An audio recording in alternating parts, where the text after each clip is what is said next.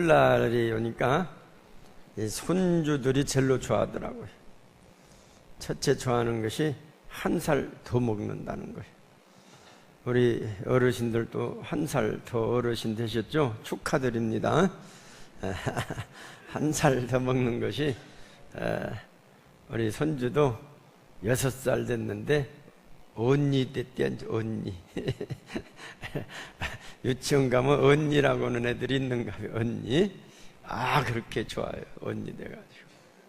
그리고 세뱃돈을 받는 게 그렇게 좋아할 수가. 또 할머니가 왜 인기인가 했더니 장난감을 가서 할머니가 다 사주지. 카드는 할아버지 것이지만은 사주기는 할머니가 가서 사주지. 아, 그래서 할머니가 인기요. 아, 할머니가. 우리 손자가 가면서 편지 봉투 하나 주고 갔는데, 할아버지, 할머니, 사랑해요. 장난감 많이 사주셔서 감사합니다. 새해 복 많이 받으세요. 그렇게 해서 봉투에다 놓고는 2,000원을 딱 넣어놓고, 할머니, 할아버지, 아메리카노 한 잔 사 드세요. 그렇게 해서 갔어요. 요즘은 초등학교 이제 금년에 들어가는데 글씨를 언제 그렇게 썼는가 이렇게 써놓고 갔어요. 써놓은 거지만 하여튼 내가 그래서 오늘 아침에 그걸 보고 내일 할머니 할아버지가 아메리카노 한 잔 사서 나눠서 먹겠다 그렇게 썼어요. 아직까지도 할머니 할아버지한테 아메리카노 한 잔 안 드린 분은 오늘 가셔서 아메리카노 한 잔씩 선물로 드시기 바랍니다. 하여튼 우리 이 사람들이 살 때 이 절기라고 하는 것이 있어요. 하나님이 주신 것 같아요. 하나님이 매타게 하루 1년 365일을 해만 떴다 생각해봐요. 해 뜨면 좋지 않아요? 좋은 날만 항상 밤도 없고 해만 떴다.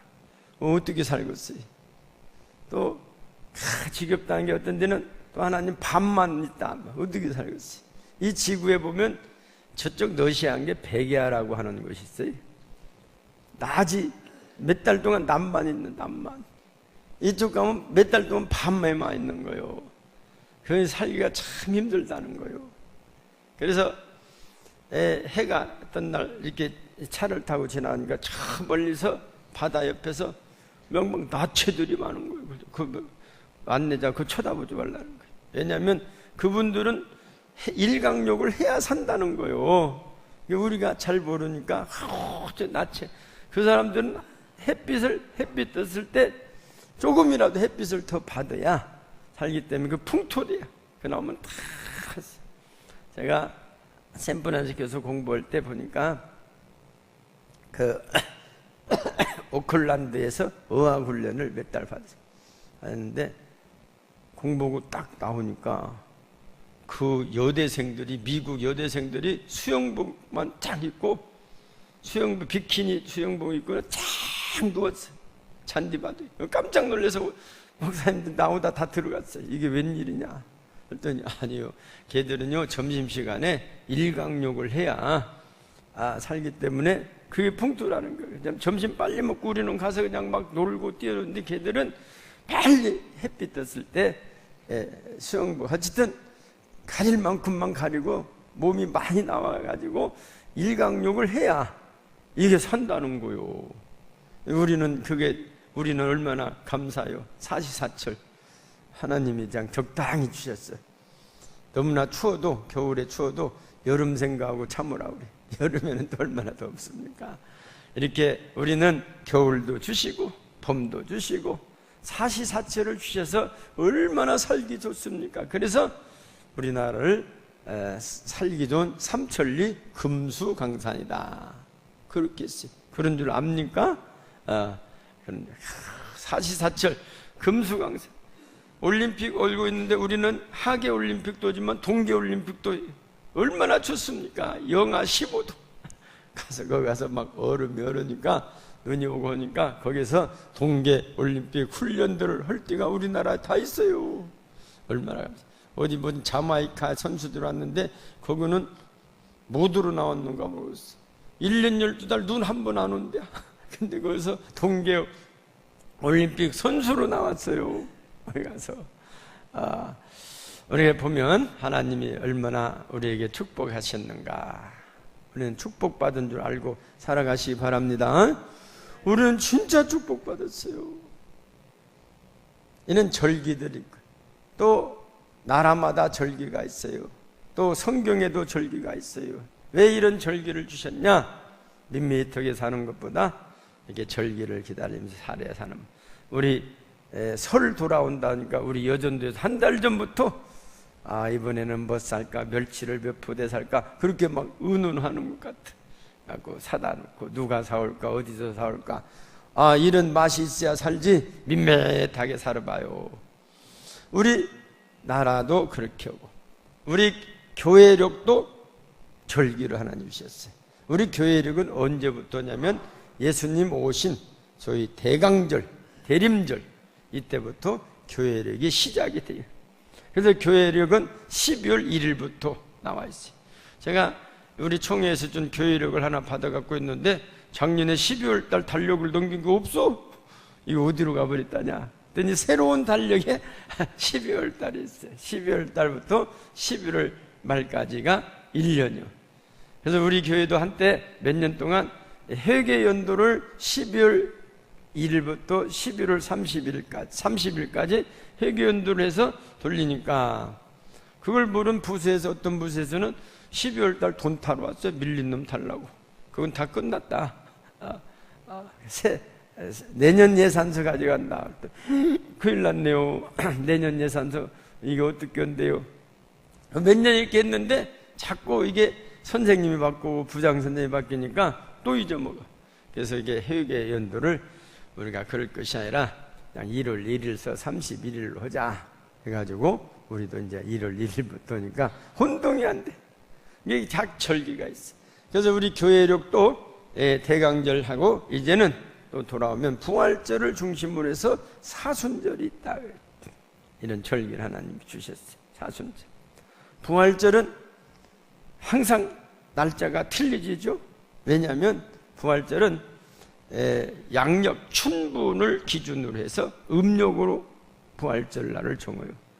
춘분이 3월 21일인데 3월 21일 지나서 보름, 음력으로 보름을 맞이하고 보름 지난 첫 주일을 부활주일로 정해요. 그러니까 예를 들어서 3월 21일이 춘분인데 이 달력 본 게 3월 20일이 보름날이요. 그러면 한 달을 기다려, 보름을 기다려야 하니까. 그래서 대개 4월 말쯤 부활주일이 돼. 그럴 때는. 근데 금년에나마 춘분 지나고 그 달에, 그 주간에 보름이 들어있어. 그러니까 4월 1일 날이 첫 주인데 4월 1일 날이 바로 부활 주일이 됐다 하는 거예요. 그래서 부활주일이 자꾸 왔다 갔다 해요. 그 부활주일 전에 우리가 사순절, 이 역사를 보면 사순절이 40일 동안, 주일날을 뺀 40일 동안을 사순절이라고 해요. 66에 36, 그래서 4일이 모자라서 이게 보면 교회들이 예수님, 우리 성경의 사자라고 하는 이것이 아주 많이 있어요. 4일을 보태서 주일, 첫 주일 전에 수요일 날부터 사순절이 시작이 돼요. 이게 지금 금년 같으면 지난 수요일부터 사순절이 시작이 됐다. 근데 사순절은 어때요? 우선 금식과 회개가 핵심이에요. 근데 금년 사순절은 우리는 설날에 비해서 얼마나들 잘 드셨는가. 금식한 사람 없으니까 사순절부터. 그래서 옛날에는 40일 동안 이렇게 또 금식하고 또 기도하고 이런 절기를 지내게 됐다. 그래서 우리는 40일 동안 특별 또 교육도 하기도 하고 새벽 기도도 하기도 한다. 우리도 해마다 사순절 특별 새벽 기도회를 합니다. 한때는 40일 동안 오래 했지. 제가 젊었을 때는, 교육자가 젊었을 때는 40일 동안 계속 해마다 새벽 기도를 했더니 그냥 교인들이 목사님 어떤 교회는 안넌지도 있는데 우리 내년에는 30일 열을 줄이주면 안 돼요. 그런 분들이 생겼어. 힘들다고. 그래서 또 그러면 30일로 하자. 그랬더니 30일로 하다 본 게 또 너무 힘들다 해서 20일로 하자. 20일 하다 본 게 어르신들은 너무 짧네요. 해서 또 30일로 하고. 그래서 30일, 20일 왔다 갔다. 금년에는 20일부터 20일 새벽에 기도회를 하기로 했어요. 이게 3월 8일부터 사순절 새벽 기도회. 사순절 새벽 기도회 개근 좀 해보세요. 내년부터는 젊은 목사님 오셔도 40일부터 할란가 몰라. 40일 새벽 기도 할란가 모르니까 제가 젊었을 때 할 때는 금요기도에도 다 철야기도 했어. 교인도 얼마 안 되고 6명, 7명 나오는데 다 철야기도 해. 젊으니까 이게 철야기도 해도 그냥 뭐 하나도 안 피곤했던가 봐요. 근데 한참 오다 본 게 어르신들이 목사님 우리 힘들어서 못 오겠어요. 좀 금요기도회를 좀 어떻게 심야기도회 좀 바꿔주세요. 그래서 그때부터 심야기도를 바꿔서 이번 23일 날 심야기도회요. 심야기도는 왜냐면 다 많이 나올 수 있도록 심야기도를 했다 그 말이에요. 심야기도. 그래서 옛날에 제가 젊었을 때는 한 달에 한 번만 철야기도 하고 나머지는 금요기도 합시다. 그랬더니 한 달 한 번도 힘들어서 우리가 이제 심야기도 해가지고 11시면 끝날 수 있도록 그렇게 해서 이것은 뭐냐 온 교회들이 다 참여할 수 있도록 그렇게 했다 상황에 따라서 또 젊은 목사님 내년에 오시면 또 철야기도 오실란가 모르니까 하여튼 금년에 열심히 심야기도 참여하시기 바랍니다.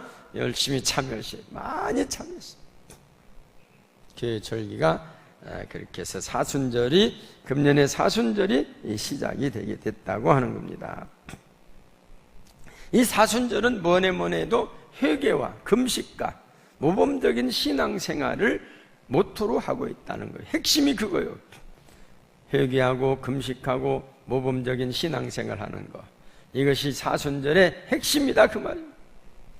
예수님께서 마태복음 4장 1절 이하 말씀 보면 그때 예수께서 성령에게 이끌려 마귀에게 시험을 받으려 광야로 가사 40일을 밤낮으로 금식하신 후에 줄이신지라. 여기에서 마귀가 시험하는 모습이 있죠. 우리는 이 사순절 동안에 예수님의 그 시험을 이기신 그 모범적인 신앙을 배웠네. 첫째로 알다시피 돌로 떡덩이를 만들어라 한 것이 바로 경제적인 시험이에요. 두 번째는 성전 꼭대기에 올려놓고 떨어져라. 저 세계 기록 세우라. 금메달 따라 그거예요.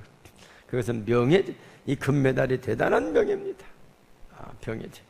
제가 오늘 보니까 이게 윤성빈 씨가 스켈레톤인가 봅슬레 우리는 그거 생각지도 못했는데 어떻게 했든 그런 걸 누가 만들어 가지고 그걸 신기록을 뺐대. 앞으로 10년은 아주 독식하게 생겼다. 윤성빈 봤더니 그 어머니가 이제 44살이래요. 아마 만으로서 46살쯤 돼서 우리 오늘 아침에 집사님들 보니까 금메달 딴 아들이 집사님 보고 동갑이 돼야 그랬어요.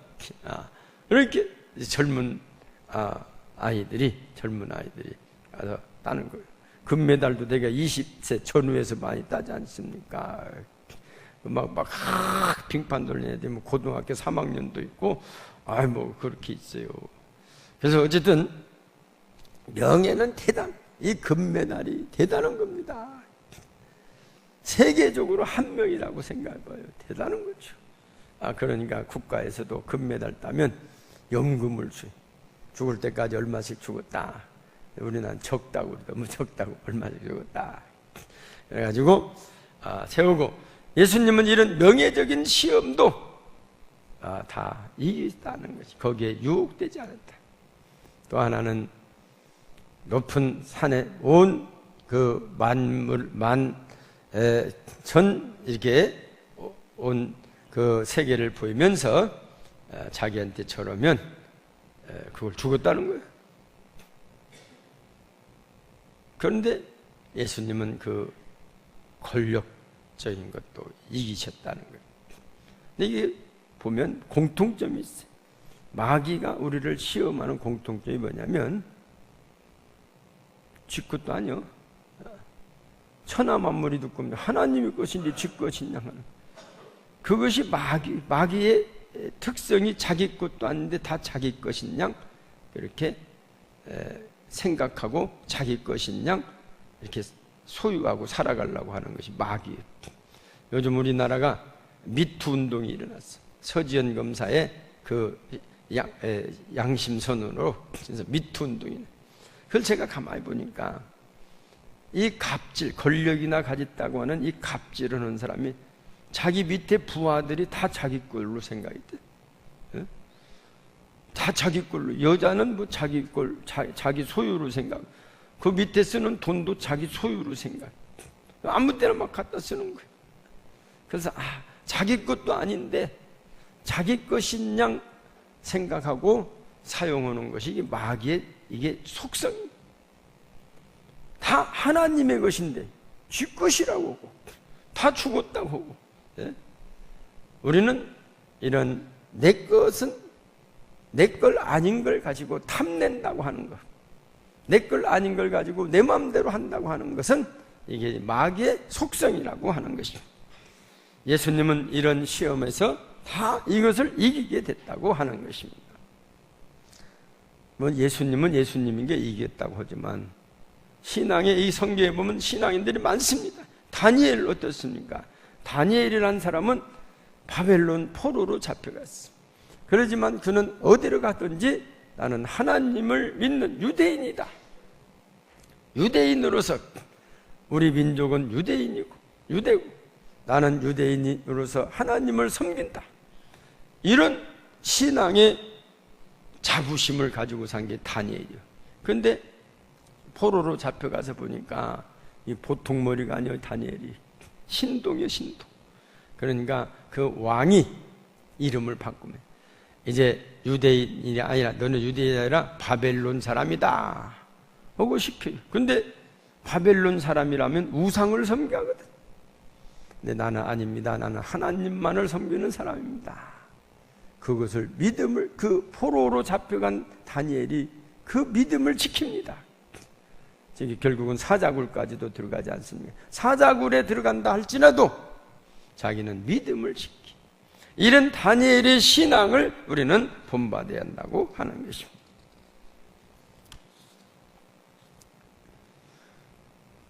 다니엘은 하나님을 섬기는 신앙이 바벨론이라고 하는 그 세계 강국의 그 앞에서도 무릎을 꿇지 않았습니다.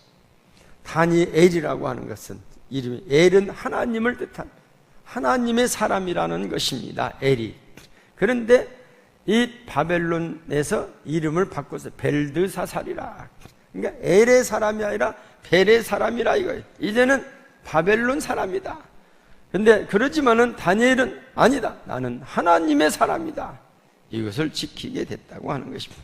마치 바닷물 위에 떠 있는 배처럼 바벨론에서 살아가지만 자기는 하나님의 사람으로 살아가겠다고 하는 그 믿음을 끝까지 지킨 사람이 바로 이 다니엘이라는 사람이죠.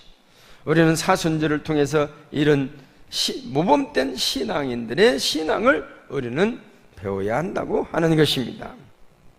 오늘 말씀에 보면은 사도 바울은 디모데에게 권하고 있습니다. 오직 너 하나님의 사람아, 내가 하나님의 사람일진데 과연 무엇으로 채우고 무엇으로 만족하고 무엇을 위해 땀을 흘리며 살아가겠냐고 묻고 있는 것입니다. 하나님의 사람이라면 사람이 떡으로만 사는 것이 아니요 하나님의 말씀으로 사는 것이라고 하는 확신이 있어야 한다는 것입니다. 우리 또한 하나님의 사람은 하나님의 약속을 믿고 인내로 주를 쫓아가는 사람이 바로 하나님의 사람입니다. 하나님을 쫓아가는 사람이 하나님의 사람입니다. 한국 교회가 교회사에서 유래를 찾을 수 없어도 급성장인데 어느 때부터 그 성장이 멈추고 오히려 마이너스 성장이 됩니다. 그래서 저는 이렇게 생각해요. 언제부터 마이너스 성장이냐? 우리나라 청문회가 생긴 때부터 그런 거야. 청문회 분리 나온 사람들이 내노란 사람이 다 나왔어.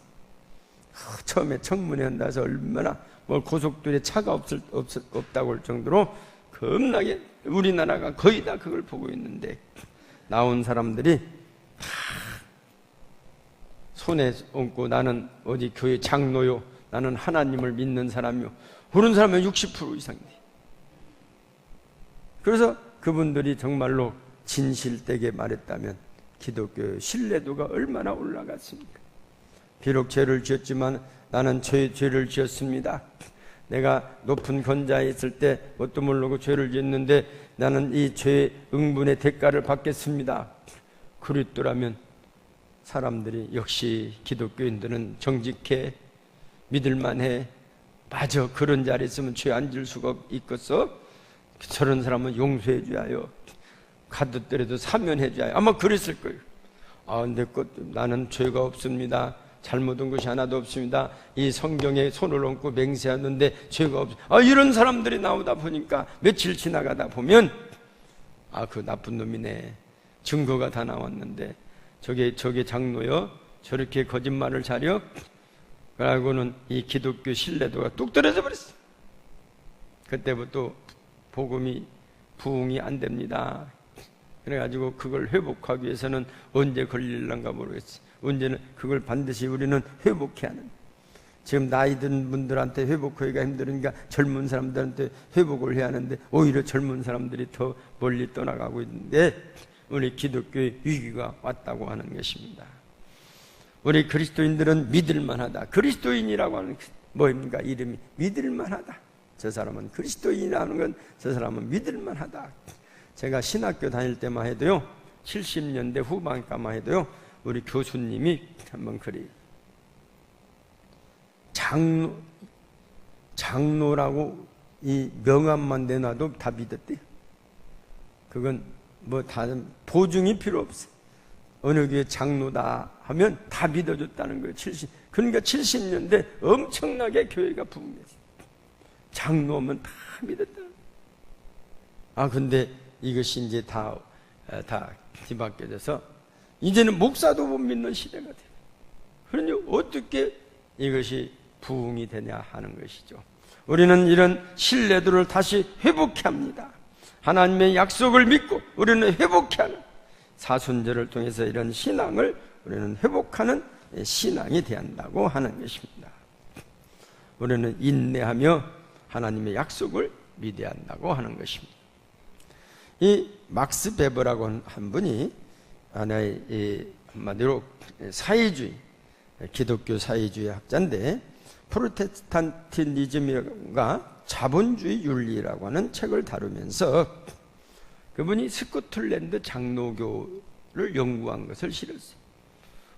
영국을 누가 이게 리더를 해가냐면 거의 다 스코틀랜드 장로교 출신들이 영국을 다 이끌고 한다는 겁니다. 그걸 연구를 했어요.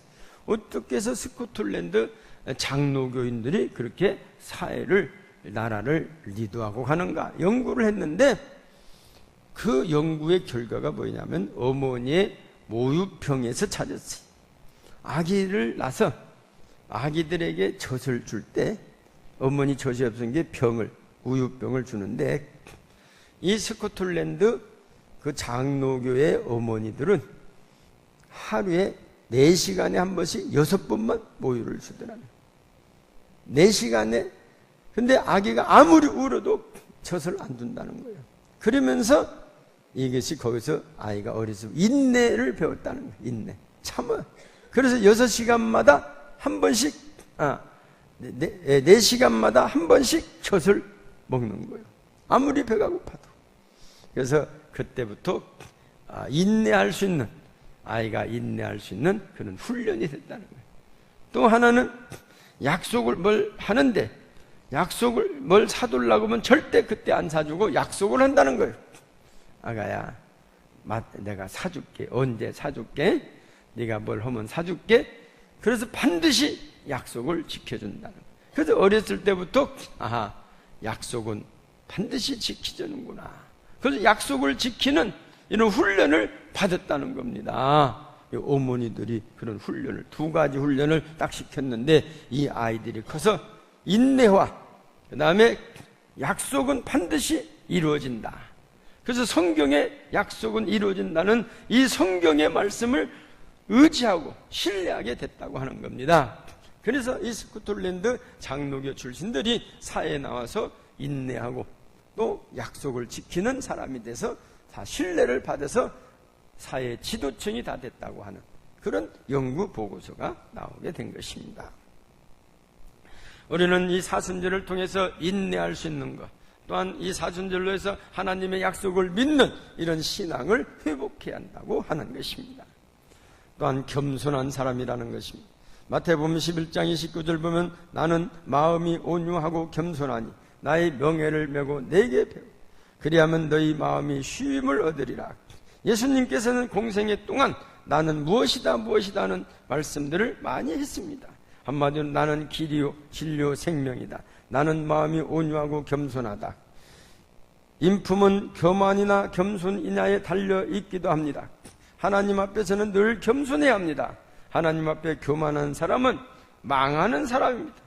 잠언 16장 18절 이하 말씀 보면 교만은 패망의 선봉이라고 하였습니다. 18절 같이 볼까요? 시작. 네. 우리 사순절을 통해서 보다 더 겸손한 신앙을 우리는 배워야 한다고 하는 것입니다. 이번 사순절 새벽 기도회는 20일 동안 하기로 하여 3월 8일부터 계획하고 있습니다. 기도하는 사람은 하나님의 뜻을 알고 신앙이 성장하면서 복된 삶을 살 수 있는 것입니다. 그래서 사순절 새벽 기도 운동을 하는 것입니다. 물론 힘든 일입니다. 환경과 육체적인 여건이 어려워하지 못하는 사람들도 있습니다. 그러나 대부분의 사람들은 영적인 생활이 게으르기 때문입니다. 환경도 좋고 신앙 연배도 있지만 열심히 약하여 게을러하지 못하는 사람들도 있습니다. 우리는 사순절 40일, 20일 우리는 교회 전체적으로 참여하기 위해서 20일을 계획하고 있지만 40일은 개인적으로 충분히 할 수가 있는 것이죠. 그래서 우리는 사순절, 특별히 우리는 사순절 새벽 기도를 많이 세우고 또 그렇게 사순절 새벽 기도를 통해서 인내와 약속을 또한 훈련받고 보다 더 겸손을 훈련받아야 할 줄 믿습니다. 사순절을 살아가시는 사랑하는 성도 여러분, 주님의 부활을 기다리며 인내로 겸손으로 살아가시는 우리 성도님들이 되시기를 주님의 이름으로 축원합니다. 기도하십니다.